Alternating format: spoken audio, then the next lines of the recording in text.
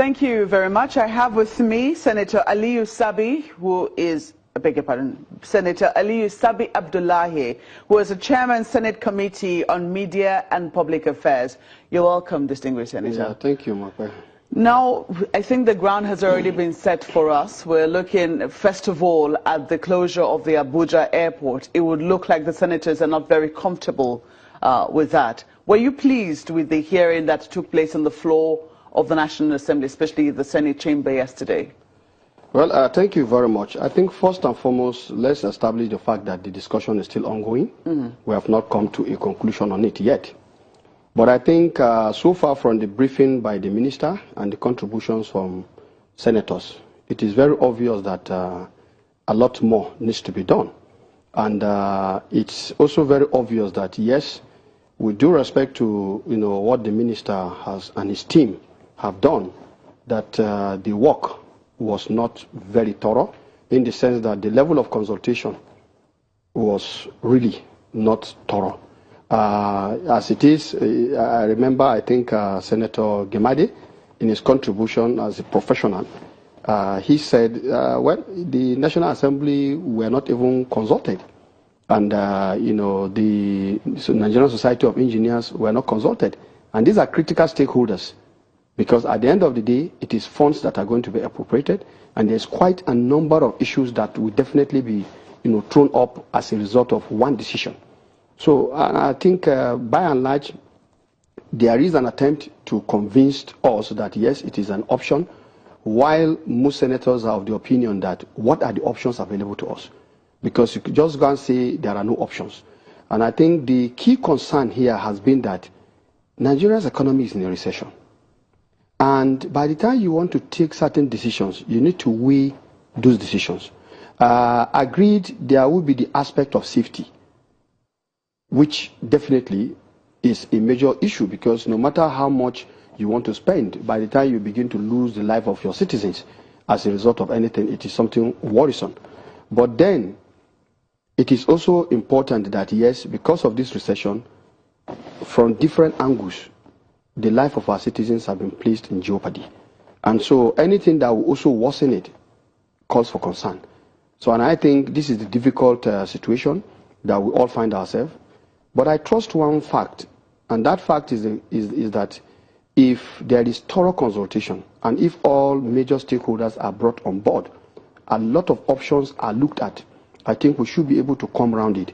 The complexity of taking this particular decision, to me, appears so much. Yes, the minister has told us that there is plan to have, security reinforcement on the road. There is plan to put in buses. There is plan to put in, to see if the rail system can actually help to sort that, the movement of passengers. But if you look at it, movement of passengers is what we are talking about. What about the other Nigerians? So I think there is quite a number of things that will definitely happen. How do you mean other Nigerians? Because right now the Abuja, Kaduna rail is already being used by Nigerians, and yes, Nigerians are flocking there in large numbers, showing that the need for rail transportation in Nigeria is genuine. Now, with this kind of development, there is already a schedule. What it means is that in trying to fit the new movement of passengers into it, definitely something must give way. I think it's something that I'm concerned about also. Not even if we're expecting more carriage, more carriage vans. Well, the carriage vans, are they already on ground? Are they there? These are issues, because you see, if you take one decision, the complexities can be so enormous.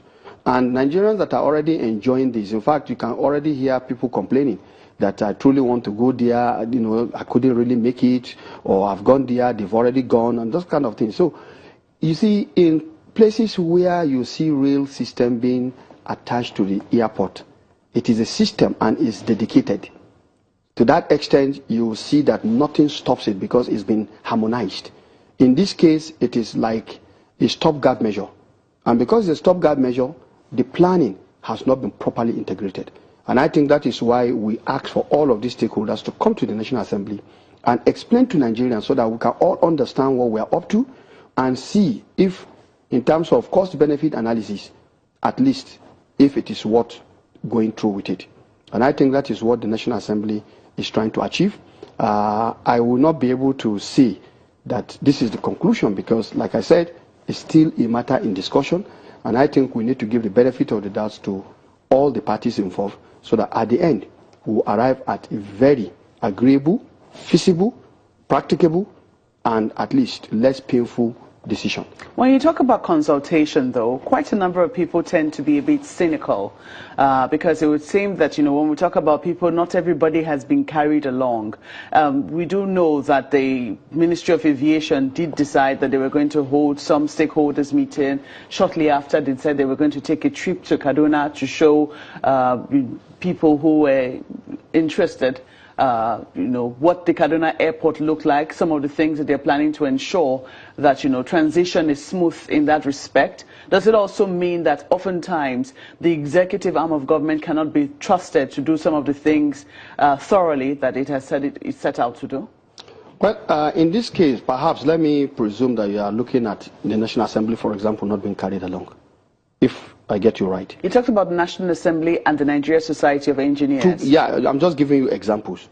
But the point is this, are they not critical stakeholders?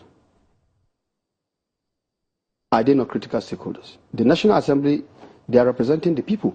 And at the end of the day, when these decisions are taken, it is Nigerians that will be impacted by that decision. And when Nigerians come to ask questions, are we not going to look stupid to say we don't know what's happening? And yet, we are supposed to oversight. I think this is where the issues come in. And then for the Nigerian Society of Engineers, at least that is the body of experts. And yes, they may not be the contractors, but of course, that is the body of our professionals, and we must give them that due respect and accord them some space to exercise their professionalism. And I think if you do that, you are deepening further the pool of professionals that you have in carrying out major interventions in infrastructure. Sometimes, Senator, you're sure that at some point internal politics will not creep into this and, we will not have a situation whereby instead of looking critically and dispassionately at the matters, what we will have is intervention of politics and whether or not, it's payback time or whether or not it's time to get even in certain circumstances in matters as critical as this. Well, to my mind, let me be very emphatic that this Senate, for which I'm privileged to be part of and to be the spokesman, I want to say it that it's a different Senate. What I've seen in my colleagues is a sense of purpose, a sense of unity, and a firm belief in the fact that we need to work for the progress of this country. Because today you are a senator, tomorrow you will not be a senator. Somebody else will be on the chamber. Some people were there yesterday, today we are here. So, because of this, I want to assure Nigerians that every time we take decision, first to take decision as senators of the Federal Republic of Nigeria, we try to remove ourselves from the various party leanings that we have, because we know the job that has been assigned to us has no specific party name on it. What it has is the citizens of this country, and the Constitution is very clear that the welfare and security of Nigerians is the primary objective of governance. And I think at all times, like I will continue to say, that is the indicator. This particular phrase in the Constitution is the key indicator for appraising all government actions. Because if the welfare of the citizens is going to be negatively impacted by any policy decision or actions you want to take, I think it calls that, yes, you have to review that. Because you are not doing it in a void. You are doing it in a country called Nigeria, and there are people called Nigerians. And their welfare and security is paramount. So I think if we understand it from this perspective, I want to assure you that is exactly what I've seen. Even in the debate, I have not seen anything to the contrary. So I'm convinced we want this decision to help this economy to grow. Because remember, this Senate, upon resumption, sometimes last year, September or around that time, when we came back from recess, we went into debate on the recession. And from that particular moment onwards, we have done so much to the extent that Mr. President, during his budget presentation, acknowledged the contribution of the National Assembly in helping his government to carry out decisions and actions that will help to improve the Nigerian economy. And I think that trajectory, we are on it, and I don't see us taking another trajectory.